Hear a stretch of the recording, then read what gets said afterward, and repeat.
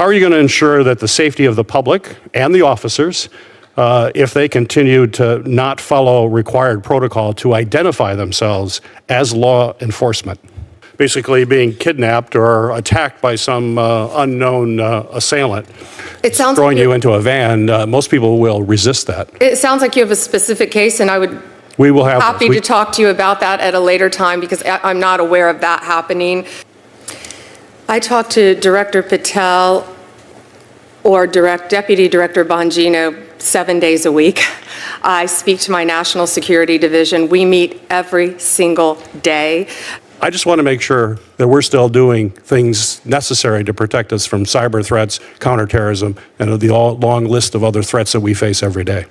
Senator Gary Peters presses Attorney General Bondi on the growing use of masked federal officers in immigration enforcement and the DOJ's decision to shift agents from national security roles to focus on immigration. Peters warns this could endanger public trust and weaken defenses against threats like cyber attacks and terrorism. Bondi defends the move, saying immigration enforcement strengthens national security and insists the DOJ is fully resourced to handle all threats. Oh, Senator Peters. Senator Peters is recognized. Thank you, Mr. Chairman. Attorney General Bondi, good to have you here. Welcome to the committee. General Bondi, leadership at DHS has claimed that ICE and others who are carrying out immigration enforcement activities and support are covering their faces to protect themselves from being doxxed. And certainly I fully understand those concerns, and I appreciate those concerns, and I think they're real concerns. But I'm deeply concerned that the lack of identification during these activities is dangerous, both to the public as well as to the officers themselves. The public risk being harmed by individuals pretending to be immigration enforcement, which has already happened. We've seen that happen. And these officers also risk being injured by individuals who think they're basically being kidnapped or attacked by some unknown assailant. So my question for you, Attorney General Bondi, is given the number of DOJ employees currently conducting immigration enforcement activities in support of DHS, how are you going to ensure that the safety of the public and the officers, if they continue to not follow required protocol to identify themselves as law enforcement? And Senator Peters, that's the first time that issue has come to me about them you're saying that law enforcement officers, when they cover their faces. Right. I do know they are being doxxed, as you said. They're being threatened. Their families are being threatened. You know, I get that. But they have to identify themselves. There is an insignia oftentimes. They have to identify themselves as law enforcement. People think, here's a person coming up to me, not identified, covering themselves. They're kidnapping. They'll probably fight back. That endangers the officer as well. And that's a serious situation. People need to know that they're dealing with a federal law enforcement official. Senator, I would be happy to look at that issue with you and talk to all of our partner law enforcement agencies. But I can assure you that if they're covering their faces now, it's to protect themselves. But they also want to protect all citizens. And that's something we can work together on to ensure the safety of everyone and their families. Yeah. And it's protecting themselves, too, if they identify themselves. It's not just the person, because someone's going to fight back if you just think a strange person with their face covered throwing you into a van. Most people will resist that. It sounds like you have a specific case, and I would happy to talk to you about that at a later time, because I'm not aware of that happening. But I'd be happy to talk to you about that. We'd be happy to do it. I appreciate that. Thank you. Earlier this month, the administration announced it was launching an effort to ramp up immigration apprehensions by shifting more than 5,000 personnel from across federal law enforcement, including approximately 2,000 from within the Justice Department, away from their typical duties to focus on immigration-related cases, including targeting individuals whose status had been terminated by this administration. This effort is on top of previous directives for department officials to focus on immigration enforcement. Many of these officials impacted by these directives, unsurprisingly, say they're being forced to turn their attention away from other national security missions, including counterterrorism and cybersecurity. There has been public reporting that hundreds of FBI agents have been reassigned to immigration-related duties, and raising real concerns among agents themselves that the shift could hinder investigations into terror threats and espionage by China and Russia. And we have also heard concerns about resources being reoriented at the state and local level.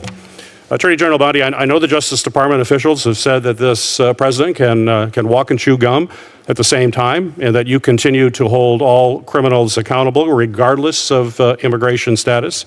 But numerous reports on the ground from career government officials and some basic common sense would beg to differ. Given the attacks on Iran over the weekend, this issue has become even more salient, with threats from terrorists inspired by Iran, cyber attacks, often by Iran itself, or additional efforts by that regime to go after government leaders. So my question is, how are you ensuring that there are enough resources focused on the full range of national security threats, and there's no shortage of those, when so many of our DOJ resources are being reallocated to immigration enforcement? I talked to Director Patel or Deputy Director Bongino 7 days a week. I speak to my National Security Division. We meet every single day. Emil Bovee, who's currently with us, is doing an incredible job in the national security space as well, helping us. We are doing everything. We are using our resources on all fronts. And when you say immigration, immigration is going hand in hand with the people who have come into our country through our borders. I think just over 1,500 illegal aliens from Iran are here. Chinese individuals, Russian individuals, people from every country. That goes hand in hand with immigration, identifying them, finding them, and getting them out of our country. Will national security be compromised? Not at all, Senator. It will be increased. It will be enhanced. I can tell you, every day we talk about this, multiple times a day, 7 days a week, as to what we can do, working hand in hand with DEA, ATF agents, FBI, Homeland Security, ICE, to make sure that our nation is safe. And FBI, they have a 24/7 center set up now. And actually, we've set some up around the country. And you're welcome to actually come see one if you would like anytime. I would love to have you come in and see what we do. But we have that set up around our country on a national security level to be sure Americans are safe, and do everything we can to get terrorists who are in our country out of our country. Well, certainly, I don't disagree with any of that. There obviously criminal elements that are there need to be taken care of, but you're also looking at cybersecurity, which is different. You're looking at counterterrorism issues that are different. And I don't believe that we were over-resourced in those areas. You may beg to differ. So they were not over-resourced. We were making sure that they had the resources to deal with the other threats. But now those people are being pulled off those jobs for another job. I just want to make sure that we're still doing things necessary to protect us from cyber threats, counterterrorism, and the long list of other threats that we face every day.